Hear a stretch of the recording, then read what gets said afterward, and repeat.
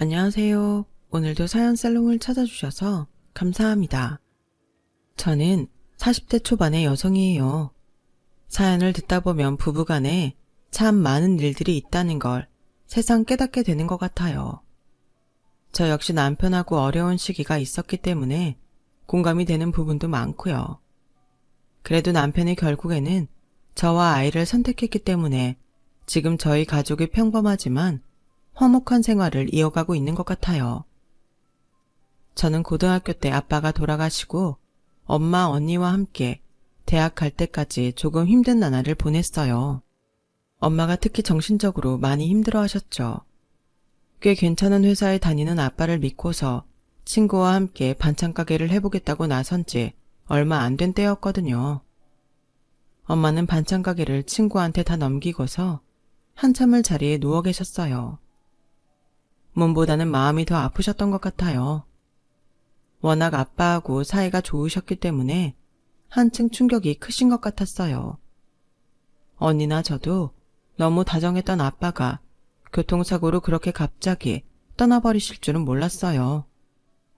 엄마뿐 아니라 언니와 저도 매일 힘들어하며 겨우 학교에 다녔던 것 같아요. 그러다가 제가 체육 시간에 갑자기 기절하는 일이 생겼어요. 입맛이 없어서 밥도 잘 안 먹는 데다가 아빠 생각나면 울고 그렇게 지내니 빈혈이 왔던 것 같아요. 담임선생님 연락을 받고 학교에 온 엄마는 누워있는 제 손을 한참 잡아주셨어요. 그날 밤 엄마는 저와 언니를 안방으로 불렀어요. 서영아, 혜영아, 엄마가 미안해. 너희를 잘 챙겼어야 했는데 아빠 보고 싶다고 엄마가 너무 정신을 놓고 있었던 것 같아. 엄마 이제 안 그럴 거야. 너희 잘 먹이고 어떻게든 좋은 대학 보내서 좋은 사람 만나 결혼하게 할 거야. 엄마가 이제 아빠 몫까지 할게. 나도 열심히 공부하고 좋은 대학 들어가서 엄마랑 혜영이 힘들지 않게 해줄게. 라며 엄마와 언니는 제가 기절한 게 두 사람 탓인 것처럼 미안해했어요. 내가 안 먹어서 그런 걸 왜 엄마랑 언니가 미안하다고 해. 나도 이제 밥 잘 먹고 언니처럼 공부도 잘할게. 그렇게 저희 가족은 먼저 가신 아빠가 하늘에서 슬퍼하지 않게 열심히 살기로 결심했어요. 엄마는 외삼촌이 하시는 닭갈비집에 나가기로 하셨고요. 저와 언니는 약속한 대로 공부를 열심히 했고 둘 다 나름 괜찮은 대학에 가게 됐죠. 언니가 전액 장학금을 받으며 고액 과외 알바도 해서 저희 집은 좀 편해졌어요. 저도 알바하고 취직 준비도 일찍부터 시작해서 나름 착실하게 살았고요. 언니와 제가 둘 다 취직을 하고 난 후부터는 엄마도 쉬는 날을 가지면서 저희와 함께 여행도 다니고 맛있는 것도 먹으러 다녔죠. 그러다가 언니가 해외 주재원과 결혼을 해서 동남아시아로 나가고 저와 엄마는 또다시 가족의 빈자리를 그리워하게 됐어요. 그래도 언제든 다시 볼 수 있다고 생각하니 마음이 힘들지는 않구나. 그럼 언니 4년 있으면 들어올 거고 그때는 언니만 있는 게 아니고 형부도 있잖아. 우리 가족이 늘어난 거지. 엄마는 아빠가 돌아가신 후부터 저희가 멀리 떨어지는 걸 조금 두려워하시는 것 같았는데 그래도 언니의 부재를 긍정적으로 받아들이려고 노력하셔서 다행이었어요. 언니는 엄마가 쓸쓸하지 않게 자주 연락도 하고 거기서 찍은 사진도 많이 보내줬어요. 엄마의 얼굴에서 외로움의 그늘이 벗어질 무렵 저는 소개팅으로 남편을 만나게 됐어요. 회사 동료가 소개해준 자리였는데 선한 첫인상의 남편은 누가 봐도 호감형이었어요. 처음 보는 사람인데도 어쩐지 익숙한 느낌이었고 어색하거나 불편한 점이 하나도 없었어요. 그건 남편도 마찬가지라고 했어요. 혜영 씨는 전부터 제가 알던 사람 같아요. 그래서 더 마음 놓고 주절주절 떨리게 되네요. 제가 너무 말이 많고 푼수 같죠? 안 그래요. 저를 편하게 대하시니까 저도 마음이 편해서 너무 좋은걸요. 그렇게 남편과 사귀게 된 다음부터 저는 어쩐지 이 사람과 결혼할 것 같다고 막연하게 생각했고 저의 그런 생각은 정말 현실이 돼서 결혼을 하게 됐어요. 그런데 알고 보니 시댁만의 특이한 집안 분위기가 있더라고요. 어느 집이나 가풍이란 게 있기 마련이지만 남편 집은 그런 거랑은 좀 다른 것 같았어요. 한마디로 말하자면 남편의 누나라는 사람이 집안의 왕노릇을 하고 있었어요. 특히 시부모님이 아주 대놓고 신우만 추켜 세우고 은근히 남편을 무시하더라고요. 부모님이 저러니 다른 친척들도 그러는 것 같았어요. 신혼여행을 다녀와서 처음 시댁에 갔을 때 시어머니가 이러더군요. 우리는 진수 지 앞가림도 못하는 줄 알았는데 어디서 이렇게 멀쩡한 색시를 얻었는지. 이게 다 우리 진영이가 잘하니까 그게 진수한테도 영향을 끼쳤나 보다. 너도 언니가 있으니까 잘 알 거 아니냐? 언니가 하는 거 너도 보고 배우면서 자랐잖아. 우리 진영이가 피부과 의사야. 피부과 의사. 땡땡대 출신이라고. 첫째가 잘하면 이렇게 집안이 잘 굴러가게 돼 있어. 나는 우리 진영이 보면 아무것도 안 먹어도 아주 든든해. 정말 민망할 정도로 신우이 칭찬을 하는데 남편은 묵묵히 듣기만 하더라고요. 워낙에 이런 말을 많이 들어서 아예 그러려니 한다고 나중에 저한테 그러더라고요. 그리고 진영이 신랑 우리 사위는 사업한다? 니네 시아버지도 사업하잖니. 그래서인지 둘이 아주 축이 잘 맞아. 그러고 보니 신우이와 신우이 남편은 시아버지와 따라 앉아서 계속 뭔가 이야기를 하고 있었어요.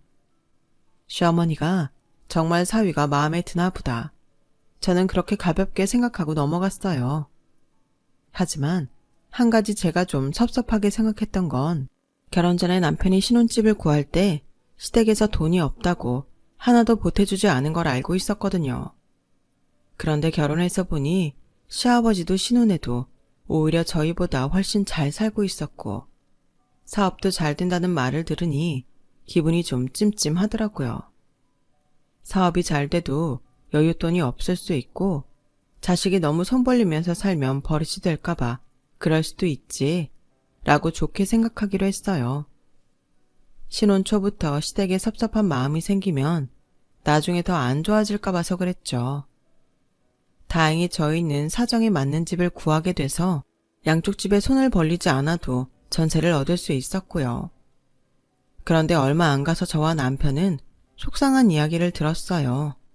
시아버지가 신축 아파트를 사서 세를 놓는다는 거였어요. 남편은 그 말에 씁쓸한 표정으로 혼자 소주를 마시면서 저한테 하소연을 했어요. 누나가 어릴 때부터 공부도 잘하고 예쁘고 똑똑하니까 나는 늘 뒷전이었거든. 부모님도 돈이 없다고 하면서 누나가 원하는 건 다 해주셨고 나는 무조건 안 된다고 했어. 솔직히 당신 섭섭할까봐 말 안 했는데 누나 결혼할 때 누나네 살 집 부모님이 다 해주셨거든. 이렇게 다 커서 성인이 됐는데도 대체 왜 나한테만 이러는지 모르겠어. 누나랑 나랑 3살 차이밖에 안 나는데 무슨 누나는 신이고 나는 아주 저 밑에 있는 천민 같은 기분이야. 그런 남편을 보니 저도 마음이 좋지 않았어요. 자기를 낳아준 부모한테 차별을 당하면 누군들 상처받지 않겠어요. 저는 눈물을 글썽이는 남편을 위로했어요. 우리 둘이 잘 살자. 부모님 그러시는 건 어쩔 수 없잖아. 솔직히 말해서 우리도 돈 버는 성인인데 부모님한테 달라고 하는 것도 좀 그래. 그냥 우리 잘 사는 부모 없는 셈 치고 조금 힘들어도 밑바닥부터 시작한다고 생각하고 살자고. 정말 미안해. 잘 사는 부모가 있는데도 나는 없다고 생각해야 되고 누나는 받고 싶은 대로 받는다고 생각하면 너무 마음이 답답해져. 나도 누나네만큼은 아니어도 더 좋은 집에서 시작하고 싶었는데. 여기가 어때서 이런 집도 못 구하는 사람들이 얼마나 많은데. 그리고 우리 여기가 끝이 아니잖아. 앞으로 우리가 하는 만큼 더 올라갈 수 있어. 나는 그럴 자신 있어. 정말 고마워. 나라도 당신 힘들지 않게 잘해주면서 살게. 남편은 훨씬 편해진 얼굴을 하고서 저한테 계속 고맙다고 했어요. 저희끼리 마음을 다잡고 잘 살기로 하고 6개월이 지났을 때였어요. 시아버지는 신우이한테 고급 외제 승용차를 선물하는 거였어요. 결혼하고서 6개월간 시부모님은 제 생일에도 돈이 없다며 전화로만 결혼하고 첫 생일 축하한다고 립서비스만 했고 자꾸만 시아버지 사업이 어렵다고 우는 소리만 했거든요. 차라리 어렵다, 돈이 없다 그런 말이라도 안 하면 모르겠는데 저희한테는 10원 한 장도 쓸 게 없다면서 신우이한테는 고급 외제 승용차를 사주니 좀 짜증이 나더라고요. 이럴 때마다 기운이 빠져. 누나 유난히 이뻐하는 건 알겠는데 이제는 티 그만 낼 때도 되지 않았나? 누나네 버는 돈이면 그런 차 몇 대도 사고 남을 텐데. 남편은 착잡한 표정으로 그렇게 말했지만 저는 시부모님 돈 쓰는 걸 제가 뭐라고 하는 건 아닌 것 같아서 그냥 아무 말 안 하고 지나가기로 했어요. 자기들 돈 자기들 마음대로 쓴다는데 며느리인 제가 뭐라고 하겠어요. 그런데 정말 얄미운 건 신우이가 하는 행동이었어요. 아무리 딸이라서 친정이 편하다고는 하지만 명절에도 늦은 시간에 와서 차려놓은 것만 얻어먹고 설거지 하나 안 하고 저 혼자 그 많은 일을 다 하는데 빈말이라도 고생한다는 말 한마디를 안 하고 정말 놀고 먹다가만 가더라고요. 친정이니까 그럴 수 있겠죠. 며느리인 제가 있으니 더 맡기는 마음일 수도 있고요. 그런데 한두 번도 아니고 항상 이런 식이었고 자기네한테 그렇게 벌벌 떨며 자라는 시부모님 생일 때에도 자기 돈 한 번을 쓰지 않더라고요. 한 번은 명절에 오더니 음식하느라 바쁜 저를 보더니 이러더라고요. 올케는 진짜 일 하나는 잘한다. 어쩜 그렇게 음식을 빨리 해? 내가 할 일이 없잖아. 그게 아니고 형님이 늦게 오신 거예요. 일찍 오시면 할 일 많아요. 저처럼 아침 9시부터 와보세요. 이거 다 그때부터 한 거예요. 아버님 어머님 식사 다 챙겨드리면서요. 어머, 지금 혼자 다 했다고 은근히 유세 부리는 거야? 올케가 그런 데도 다 있고 생각보다 좀 귀엽다? 뭐 음식이라는 걸 누가 하는 게 중요해? 이렇게 다 했으면 됐지. 다 해놓은 걸 귀신이 하겠어요. 사람이 하는데 누가 하는 게 왜 안 중요해요? 올케, 새색시 때랑 완전 다르다. 결혼하고 지금 2년인가? 이제는 하고 싶은 말 다 하는구나. 은근 속 좁다. 저는 더 이상 말해봤자 이 집에서 제 편 들어줄 사람도 없고 남편 입장만 난처해질 것 같아서 그만뒀어요. 친정이라고 해도 너무 아무것도 안 하는 시누이가 얄미웠는데 알고 보니 자기네 시댁도 늦은 시간에 가서 밥만 얻어먹고 아무것도 안 하고 온다고 하더라고요. 너무 부모님이 예뻐만 하고 오냐오냐 하니까 사람이 저것밖에 안 되는구나 하고 생각하기로 했죠. 하지만 아무리 좋게 생각하려 해도 얄미울 때가 한두 번이 아니었어요. 어쩌다 마지못해 설거지를 한다며 부엌에 들어와서도 계속 과일만 먹고 치우는 둥 마는 둥 하거든요. 형님, 과일 좀 그만 드세요. 제사상에 놓을 것도 없겠어요. 나 원래 사과 배 좋아하는데 엄마한테 못 들었어? 좀 많이 사놓지. 몇 개를 샀길래 내가 좀 먹는다고 우는 소리야. 형님이 과일 좀 사오지 그러셨어요. 아니, 자기 손이 작은 걸 왜 내 탓을 해? 올케 정말 속 좁다. 시댁에 이러는 거 올케 부모 욕먹이는 거야. 형님도 이 집 며느리 보는 앞에서 제사 올리기 전에 과일 다 깎아먹고 손 하나 까딱 안 하는 거 어머님 아버님 욕먹이는 거예요. 제가 보기에는 그래요. 뭐야? 올케 지금 그거 말이라고 하는 거야? 내가 내 집에 와서 이러는 게 뭐가 문제되는데? 어차피 이거 다 우리 입으로 들어갈 건데 내가 좀 일찍 먹는다고 뭐가 큰일 난다고 난리야. 시누이가 시끄럽게 굴자 결국 시어머니가 왔어요. 이게 다 무슨 일이냐? 왜 그래 오늘 같은 날에? 그러자 시누이는 자기 억울하다며 좀 전의 일을 자기한테 유리하게 과장해서 말하더라고요. 너무 어이없어서 할 말을 잃고 있는데 시어머니가 그러더군요. 얘, 넌 위아래도 없니? 진영이가 너보다 윗사람이야.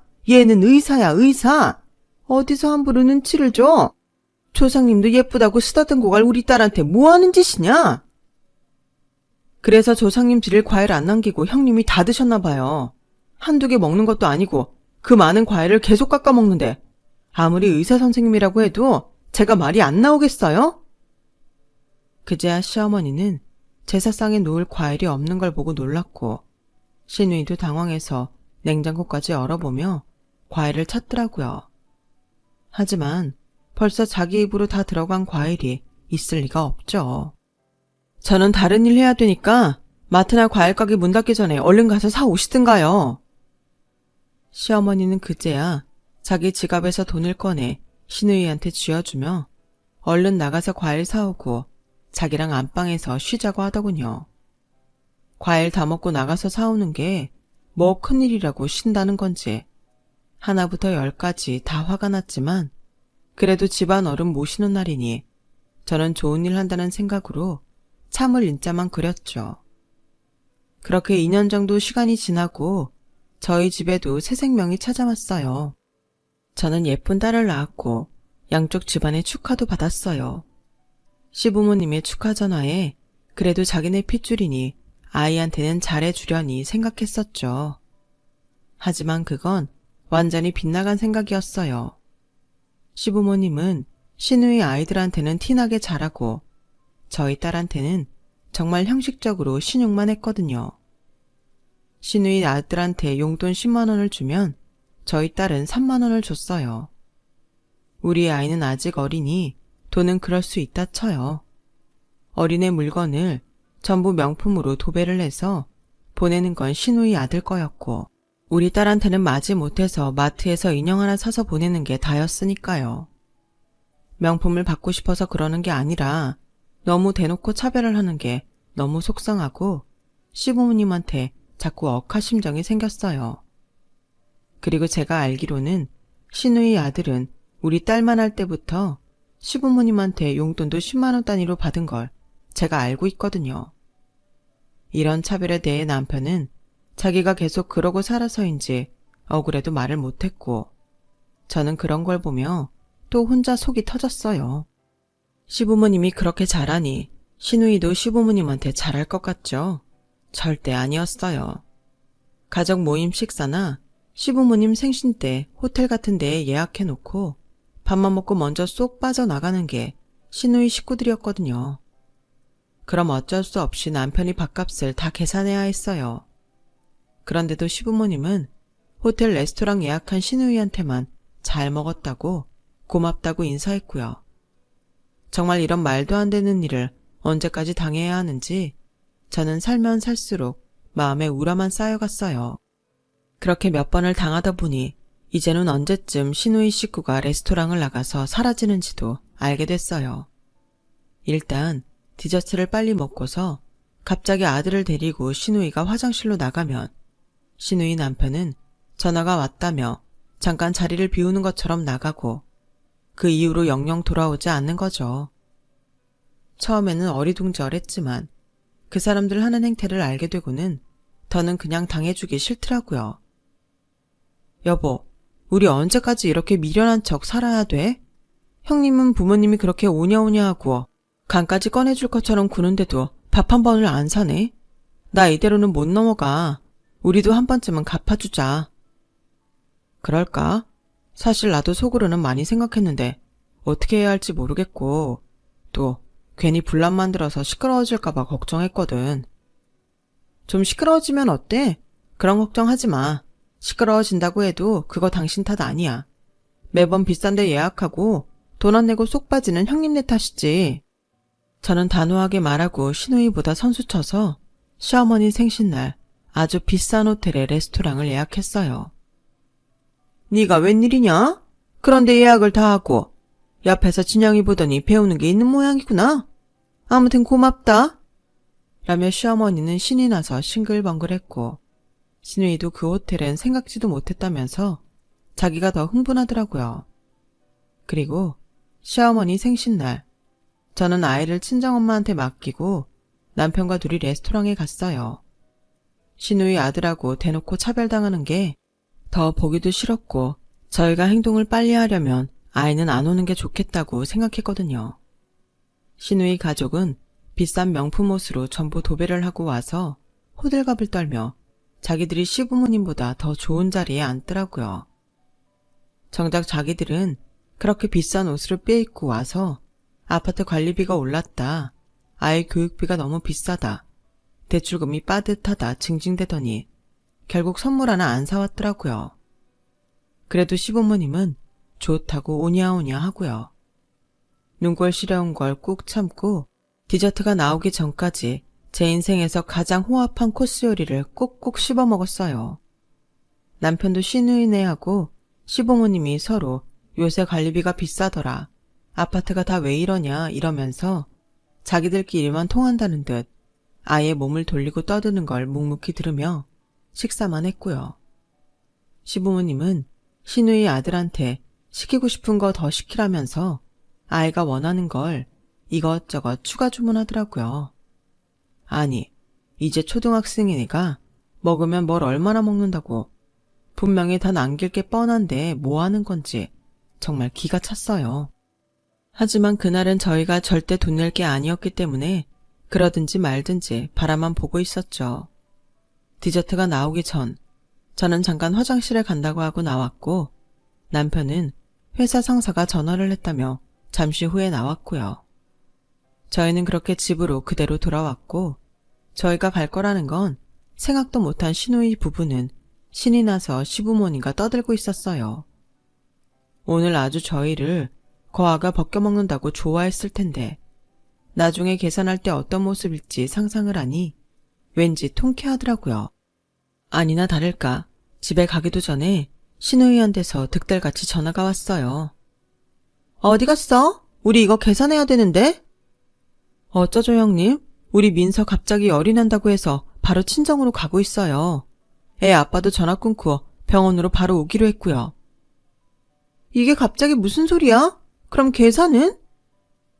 어머 형님, 우리 민서 아픈데 지금 계산 때문에 걱정하시는 거예요? 형님 그런 분 아니시잖아요. 전에 아버님 생신 때에도 시호 아파서 바로 가버리셨을 때 저희 다 이해했어요. 어떻게 항상 호텔에서 밥 먹고 나면 형님 식구들이 돌아가면서 아픈지 저 레스토랑에 전화할 뻔했다니까요. 그런데 오늘은 우리 민서가 아프네요. 형님 다 이해하시죠? 올케, 혹시 이거 올케가 계산 안 하려고 그런 건 아니고? 어머, 무슨 말씀을 그렇게 하세요? 저희가 그랬으면 형님 내가 맨날 먼저 말없이 가버렸을 때 말했겠죠. 아무튼 저는 민서가 아파서 이제 병원에 가야 하니까 형님 계산 잘 부탁드려요. 어머님 아버님한테도 말씀 잘해주세요. 그렇게 전화를 끊는데 시누이가 이거 밥값 어떡하냐며 울상이 목소리가 들리는데 웃음이 나오는 걸 꼭 참았어요. 정말이지 자기가 한 게 있으니까 더는 뭐라고도 말 못하고 계산을 안 할 수도 없고 미칠 지경이겠죠. 남들을 얼마나 우습게 봤으면 자기네 잔머리 굴리는 걸 모른다고 생각할지 정말 기가 막히더군요. 그 이후로 시누이는 그런 밥값을 n분의 1로 계산해서 내자고 몇 번이나 문자를 보냈지만 저는 못 본 척 했어요. 아니, 아이가 아파서 갔다고 하면 아이는 좀 어떠냐고 물어보는 게 정상 아닌가요? 저한테 이러는 법이 어딨냐며 돈 달라는 시누이 모습에 저는 정말 학을 뗐고 절대 돈도 보내주지 않았어요. 그런데 얼마 안 가서 엄마가 울면서 전화를 하셨더라고요. 외삼촌이 말기 암이라는 거였어요. 그 말에 저도 가슴이 철렁 내려앉았어요. 외삼촌은 우리 집이 어려울 때 엄마를 외삼촌 식당에서 일할 수 있도록 해주셨고 그거 외에도 저희 용돈의 학비도 따로 챙겨주셨어요. 엄마를 식당에서 일하게 한 것도 엄마가 공짜 돈은 절대 받을 수 없다고 해서 형식적으로 채용한 거라는 걸 저와 언니는 뒤늦게 알았고요. 마침 해외에 있다가 얼마 전 들어온 언니도 삼촌 어떡하냐며 걱정하는 문자를 보냈어요. 저와 언니는 같이 외삼촌 병문안을 갔고 돌아가면서 간호를 하기로 했어요. 외삼촌은 결혼을 안 하셔서 평생 혼자 사셨거든요. 그러니 아플 때 옆에 돌봐줄 사람들이 아무도 없었고 저와 언니는 도우미 아주머니를 고용하지 말고 은혜를 갚는다고 생각하고 우리가 간호를 하자고 했죠. 외삼촌은 그런 저와 언니한테 늘 고맙다고 하셨어요. 외삼촌이 우리한테 얼마나 잘했는데 그런 말을 해. 우리한테 그렇게 고마우면 얼른 일어날 생각해. 그게 우리 돕는 거야. 라고 언니가 장난스럽게 말했지만 외삼촌의 병은 이미 많이 진행된 상태여서 병원에서도 진통제 투여 말고는 더는 할 수 있는 게 없다고 했어요. 평생 열심히 성실하게 산 사람이 왜 이렇게 마지막을 힘들게 보내야 하는지 살짝 하늘이 원망스럽기도 했네요. 엄마도 아빠를 보내시고 난 후에 외삼촌을 많이 의지하며 사셔서 외삼촌 돌아가시면 자기는 어떻게 사냐며 힘들어하셨어요. 저희는 매일 기적이 일어나길 기도하며 외삼촌을 돌봐드렸지만 결국 외삼촌은 눈을 감고 마셨죠. 외삼촌이 가고 나서 한동안 저는 딸아이와 친정에서 지냈어요. 엄마가 너무 힘들어하셔서 어떻게 될까봐 걱정이 됐거든요. 엄마는 아빠를 보낼 때처럼 자리에 눕진 않으셨지만 멍하게 찬 방만 바라보고 계시는 날이 많아졌어요. 그러던 어느 날 엄마는 저와 언니를 다 불렀어요. 나 오빠가 생전에 자기 가게 그만두면 같이 내려가서 살자며 우리 고향에 마련한 집이 있거든. 오빠가 그걸 나한테 물려주고 갔네. 엄마, 거기 내려가서 살고 싶어. 그리고 너네한테도 재산을 물려주셨어. 오빠가 결혼을 안 해서 너희들 자식만큼 끔찍이 생각했잖아. 외삼촌 가게하고 아파트하고 다른 부동산 전부 다 해서 우리 셋한테 똑같이 나눠주고 떠나셨다. 그거 너네한테 내일 다 들어갈 거야. 나는 이 아파트 팔고 오빠랑 살려고 했던 집으로 갈래. 엄마, 혼자 거기 가서 살면 너무 적적하지 않겠어? 혹시라도 병원 갈 일 생기면 힘들 테고. 그냥 여기서 우리랑 살고 시골집은 나중에 가자. 아니면 여름하고 겨울에 잠깐씩 쉬러 가고. 엄마, 언니 말대로 해. 엄마만 거기 가서 혼자 있으면 우리 걱정돼서 아무것도 못해. 엄마 괜찮아. 거기 이장님하고도 잘 아는 사이고 병원도 택시 타고 10분 나가면 좋은 데 있어. 엄마 여기서 답답하고 니네들 아빠 생각나고 외삼촌 생각나서 싫어. 여기도 엄마한테는 외로워. 니네가 애들하고 가끔 놀러와. 어쩔 수 없이 저희는 엄마 말씀을 따르기로 했어요. 집에 돌아와 남편한테 이야기를 하니 남편은 바로 엄마를 찾아가서 자기가 사위 노릇도 제대로 못하고 저까지 고생시킨다며 앞으로는 잘하겠다고 죄송하다고 하더라고요. 그리고 다음 날 저는 통장을 보고 너무 깜짝 놀랐어요. 저한테 25억이라는 큰 돈이 들어와 있었어요. 언니도 그랬고 엄마도 그랬죠. 외삼촌이 알부자라는 건 알고 있었지만 이렇게까지 큰 돈을 남기고 떠나실 줄은 정말 몰랐어요. 그즈음에 남편은 시부모님과 전에 없이 갈등을 겪고 있었어요. 지나치게 신의만 떠받드는 시부모님한테 질린 남편이 드디어 터진 것 같더라고요. 앞으로 제사 때 저만 일 시키고 식사 때 계산도 우리만 할 거면 안 갈 거라고 당당히 말했다는데 어디서 그런 배짱이 생겼는지 모르겠어요. 그런데 며칠 있다가 시어머니가 저희 집에 와서 남편한테 이러더라고요. 지인수 네가 친영이처럼 의대를 가서 우리를 기쁘게 해줬니? 아니면 머리가 좋아서 사위만큼 사업을 할 줄 아니? 아빠도 못 믿어오니까 너한테는 사업 물려준다는 말 못해. 그러면 니들이 우리한테 하는 게 뭐냐? 집안일이라도 해야지. 와서 설거지하고 음식 좀 한다고 그렇게 억울해? 니들은 사업을 안 해봐서 모르나 본데 사업하는 사람들 항상 빠듯하다. 니네 아버지도 그렇고 진영이네도 그렇고 늘 쪼들려 살다가 생일 때나 밥 좀 잘 먹겠다는데 그게 그렇게 곶감냐? 그러니까 그 밥 이제 알아서들 드시라고요. 저희는 그런 밥 먹고 싶지도 않았고요. 집 얻을 때 대출 받은 거 갚으려면 아직도 멀었어요. 대출 그까짓 거 얼마나 된다고 우는 소리니? 니들이 우리랑 같다고 생각하면 안 되지. 아, 네 어머님. 그 얼마 안 되는 거요. 제가 갚아버리려고요. 저는 옆에서 듣다가 더는 못 참고 확 질러버렸어요. 제 말에 남편과 시어머니가 놀라서 쳐다봤어요. 저 외삼촌 돌아가시면서 유산 받은 거 있거든요. 그걸로 그깟 대출 갚아버리고요. 우리끼리 좀 편하게 살려고요. 그러니까 어머니도 이 사람 그만 잡으시고 돌아가세요.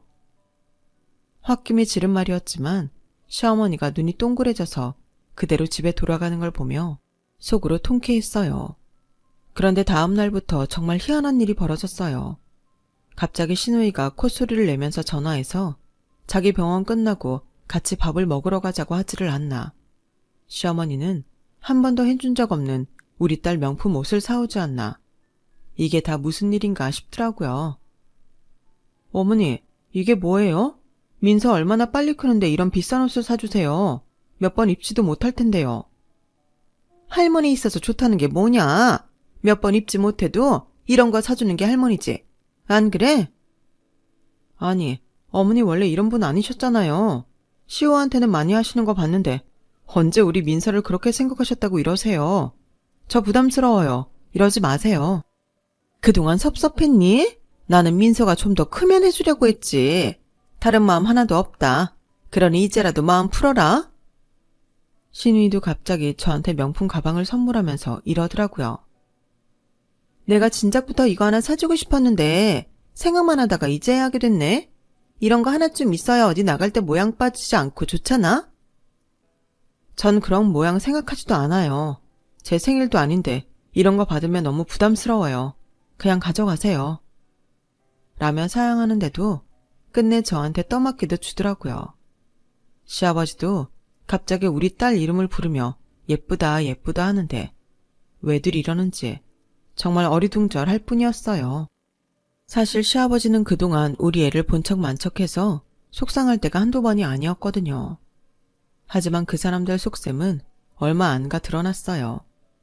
시작은 시어머니였어요.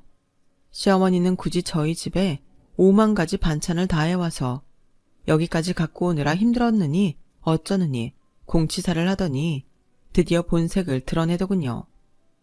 니네 전에 말한 대출금은 다 갚았니?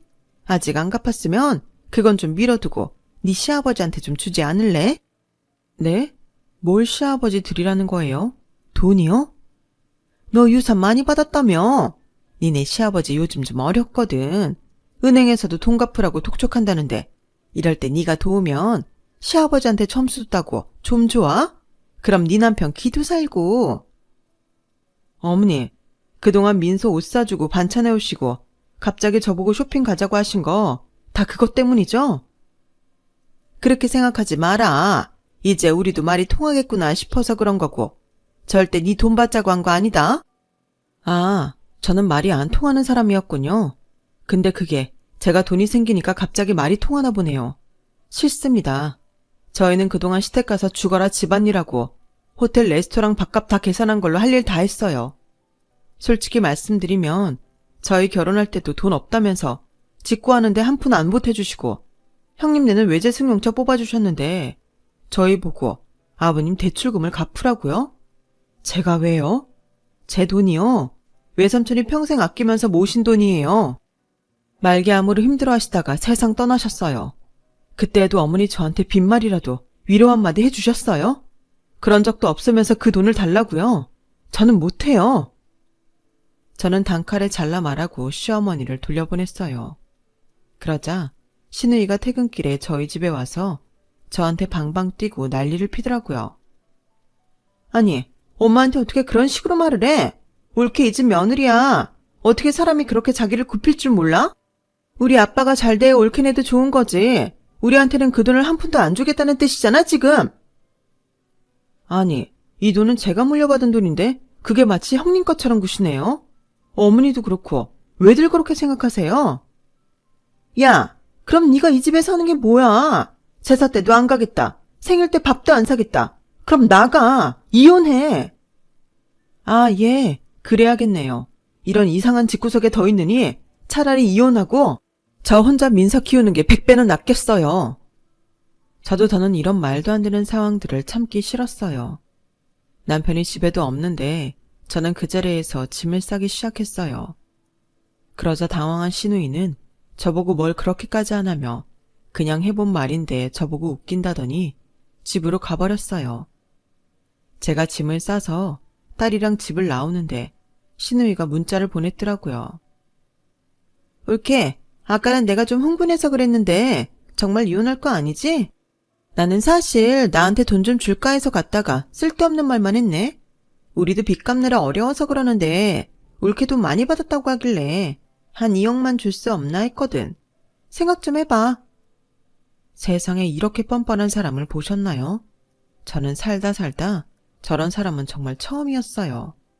그것도 피부과 의사시계나 되는 사람이 말이죠. 저하고는 말이 안 통한다고 무시할 때는 언제고, 돈 좀 생겼다고 손바닥 뒤집듯 하니 그런 사람을 어떻게 믿을 수 있겠어요? 그 문자를 보고 나서 그동안 참아왔던 것들이 전부 쓰나미처럼 밀려왔어요.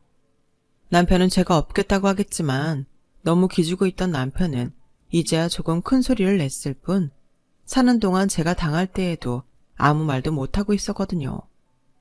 그런 남편한테도 섭섭함과 원망이 밀려왔어요. 저는 지방에 있는 엄마한테 가려고 기차표를 끊고서 남편한테 전화를 했어요. 당신 엄마랑 누나가 나한테 유산 받았으니 지들 빚 갚게 돈 달래. 내가 그렇게 못한다니까 당신 누나가 나보고 이혼하라더라. 나 이제 당신 꼴 보기 싫어지려고 해. 당신네 집 너무 싫어. 더는 못 살겠어. 당신이 그 집 사람들한테 꼼짝 못하는 것도 너무너무 답답하고. 이러다 우리 민서까지 그러고 살 거 아니야. 나 엄마한테 갈 거니까 그런 줄 알고 나중에 이혼 서류 보낼게. 아니 이게 무슨 소리야. 아니야 혜영아. 내가 미안해. 나도 이제 그렇게 안 살려고 마음 단단히 먹고 있어. 저는 제발 다시 생각하려는 남편의 전화를 끊고 딸과 함께 기차를 타고 엄마한테 갔어요. 예쁜 정원이 있고 그림책에 나오는 것처럼 지은 집에서 엄마가 나오니 저도 모르게 눈물이 나더라고요. 엄마는 저와 딸을 끌어안으며 다독여줬어요. 그동안 고생 많았다. 네가 잘 살아보려고 애쓴 거 엄마 다 알고 있어. 됐어. 그만큼 했으면 할 만큼 했어. 저는 엄마 옆에서 정말 오랜만에 한 번도 깨지 않고 푹 잠을 잤어요. 그리고 이틀 정도 지났고 저는 변호사를 선임할 거라고 남편에게 문자를 보냈어요. 남편은 아무 답이 없더군요. 이제는 포기했나 보다 하고 있는데 그날 밤 남편이 찾아왔어요. 그러더니 딸도 있는데 엄마 앞에 무릎을 꿇더라고요. 장모님, 제가 정말 나쁜 놈입니다. 그런데 저 혜영이랑 민서 없으면 못 살아요. 제가 집에서 연을 끊는다고 각서 받아왔어요. 저 여기 아니면 갈 데 없어요. 받아주십시오. 지금부터라도 아내하고 딸 잘 보호하고 지키는 남편이 될 겁니다. 알고 보니 남편은 시댁하고 시누이 집을 차례대로 찾아가서 어디다 대고 돈을 내놓으라고 하냐며 자기가 그동안 양쪽 집에 사준 물건들을 가지고 나오려고 했다고 해요. 그게 꽤나 비싼 것들이라서 다들 남편을 말리고 난리를 쳤고 남편은 그 자리에서 골프채 가방을 밖으로 집어 던지고 자기가 사준 옷들을 찢어버리고 도자기를 깨부수고 아주 한바탕 했다는 거였어요. 날 언제 그렇게 자식 취급했다고 이제 와서 처가에 돈 생긴 걸로 혜영이 괴롭히고 돈 뜯어내려고 해? 나한테 하던 짓을 우리 집 식구들한테까지 해? 당신들은 내 부모도 아니고 내 누나도 아니야. 서로 좋아 죽고 못 사는 댁들끼리 살아. 나 한 번만 더 건드리면 진짜 재미없을 줄 알아? 눈이 돌아간 남편이 심상치 않다는 걸 안 시댁 식구들은 남편이 꺼낸 각서에 순순히 사인을 했고 남편은 그걸 받자마자 엄마와 저한테 온 거였어요. 그리고 엄마한테도 100배 사죄했고요.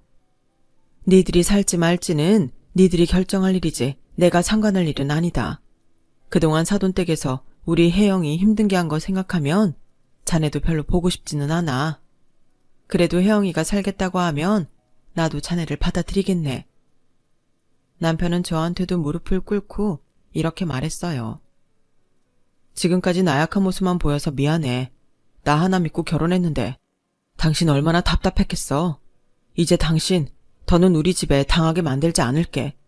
당신하고 민서가 있어서 나 그래도 이만큼 사람 된 건데 당신 없으면 난 정말 절망이야. 내가 다 잘못했어. 당신을 우리 식구들한테 시달리게 해서 정말 미안해. 그렇게 울면서 진심으로 말하는 남편을 보니 제 마음이 움직였어요. 저는 다시는 시댁과 얽히지 않게 하겠다는 남편의 약속을 받았고 남편은 먼저 서울로 돌아갔어요. 저와 딸이 엄마와 지내는 동안 남편은 집을 팔고 시댁과 한참 떨어진 곳에 새 집을 마련했어요.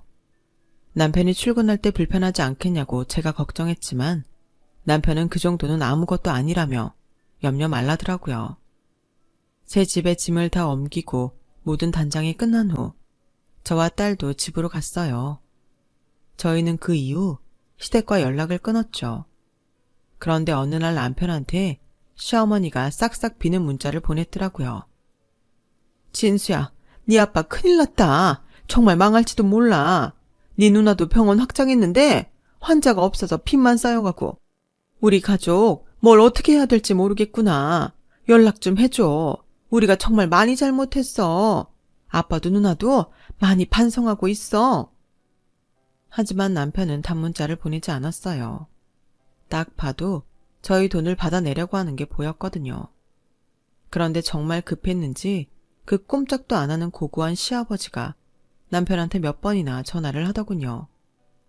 진수야, 아빠가 섭섭하게 한 거 다 있고 우리 좀 봐줘라. 정말 이러다가 이 집 비우게 생겼어. 그럼 집 비우세요. 제가 그렇게 살라고 한 거 아니잖아요. 저는 아버지 빚을 갚아드릴 여력이 없고요. 집사람 돈은 제 돈이 아니라 손 못 대요. 그동안 집사람한테 한 거 생각하면 어떻게 돈 달라는 말을 하세요. 저한테 전화하지 마세요. 그걸 끝으로 시댁에서는 더 이상 전화가 오지 않았어요. 시부모님은 정말 살고 있던 그 호합한 빌라, 아파트를 팔았고 시누이 병원도 작은 상가로 옮겼다고 해요. 더 웃긴 건 시누이 남편의 집안 망했다며 이혼하자고 했다더군요. 그렇게 저희와 시댁은 인연 없이 지금까지 살고 있어요. 저희 가족은 친정엄마 만나러 가면서 단란하게 살고 있답니다. 이런 제가 매정하다고 느낄지 모르겠지만 또다시 엮이고 싶지 않네요. 제 이야기는 여기까지예요. 들어주신 모든 분들 감사드리고요. 항상 건강하시고 좋은 일 많으시길 바랄게요. 행복하세요. 여러분, 사연 댓글에 응원과 현명한 조언 부탁드려요. 좋아요와 구독은 저에게 큰 힘이 됩니다. 오늘도 좋은 일 가득하세요.